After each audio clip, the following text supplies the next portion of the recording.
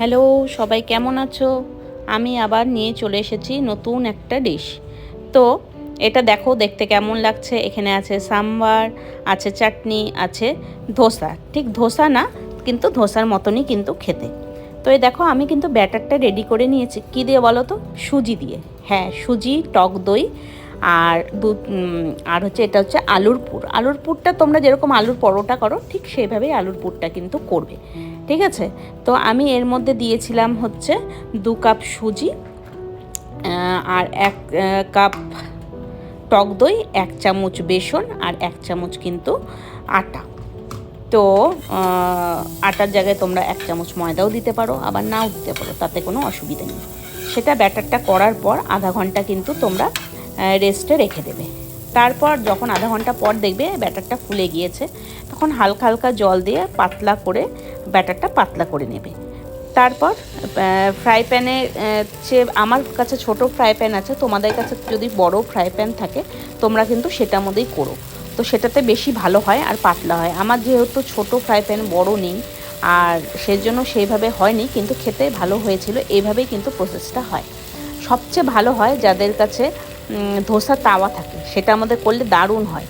তো তোমরা সেটাতেও করতে পারো, সেটা না থাকলে একটু বড় ফ্রাই প্যান থাকলে তোমরা সেটার মধ্যে ট্রাই করতে পারো। দেখো আমি ফ্রাই প্যানটা গরম হয়ে গিয়েছে, তার মধ্যে কিন্তু আমি বাটার ব্রাশ করে দিয়েছি, বাটার দিয়ে দিয়েছি। তারপর ব্যাটারটা কিন্তু এক হাতা দিয়ে সেটা সুন্দর করে স্প্রেড করে নিয়েছি। তারপর দেখো উপরটা কিন্তু আস্তে আস্তে শুকিয়ে আসছে।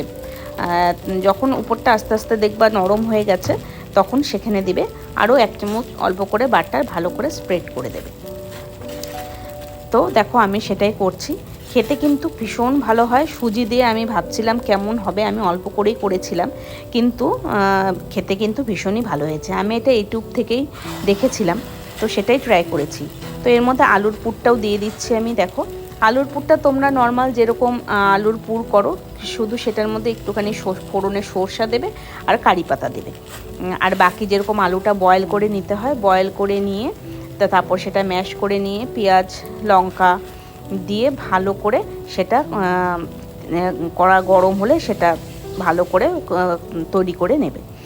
তো আলুর পুরটা সেরকম কোনো ব্যাপার নেই, এটার মধ্যে খালি যেহেতু ধোসার মতো, তাই এটা ফোড়নে একটু সর্ষা ফোড়ন, শুকনো লঙ্কা, কারি পাতা আর ছোলার ডাল অল্প করে ওটা ফোড়নে দেবে।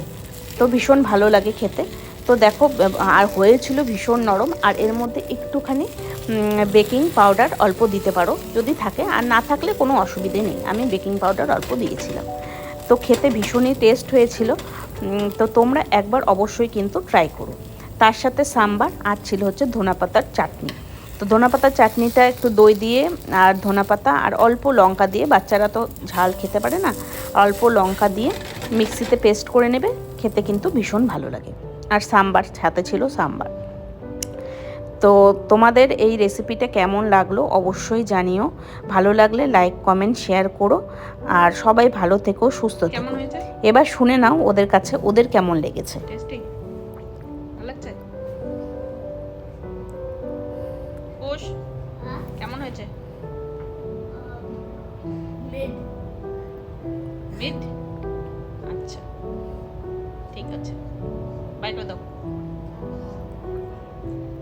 কুশু সত্যি বলছি, তোমরা কিন্তু একবার অবশ্যই ট্রাই করো, ভীষণ ভালো হয়েছিল। তাই না?